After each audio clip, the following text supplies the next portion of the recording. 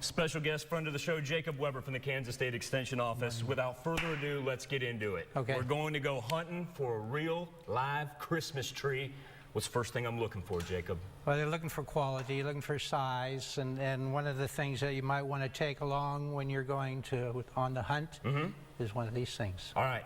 Well, you got several tools. First off, we're loading up the kids in the truck. We're off to go get our Christmas tree. We're taking a tape measure. Tape measure? Because we've already measured. You measured the room in your home where you're going to put the Christmas tree, because making the guess often ends in disaster. Got it. We got our gloves, and how are we going to get this out of the ground and in the truck? Well, I didn't bring a saw along, but I did bring clippers, because sometimes you have some wayward branches, some dead branches that can be removed, and it's good. And the gloves protect your hands, and other than that, when you're going to transplant that or transport that tree, it's very important to wrap it.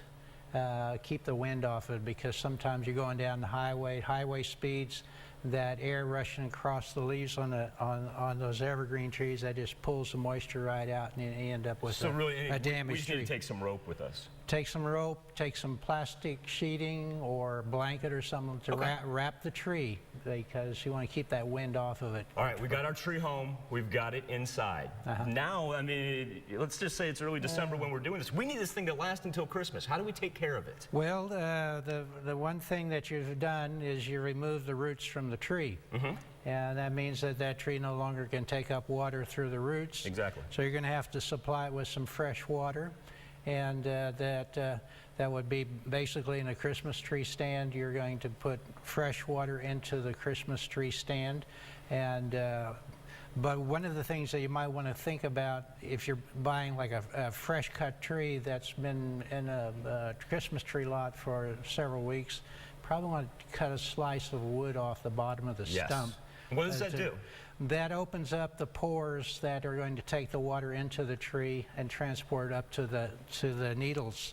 That's very important, because we want to replenish the water inside the tree and keep it as fresh as long as possible. And you were telling me there's a great additive that we can add to the bottom of our Christmas tree stand, isn't that right? To that fresh water that's in the Christmas tree stand, the best additive is more fresh water. We just keep on piling on the water. Yeah, don't add anything else.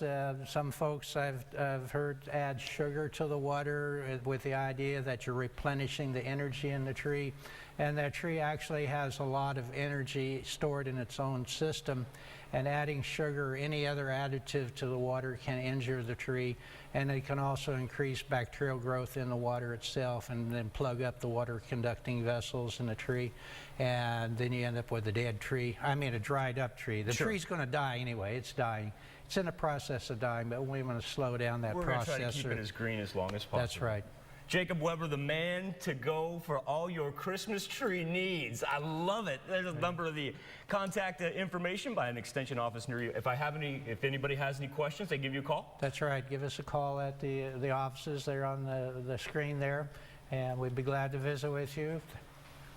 And we'll put all this on KOMTV.com as well. Thank you very much. The new Christmas tree expert on KOM Morning News. Thank you, Jacob. We'll be right back after this. Thanks for hosting.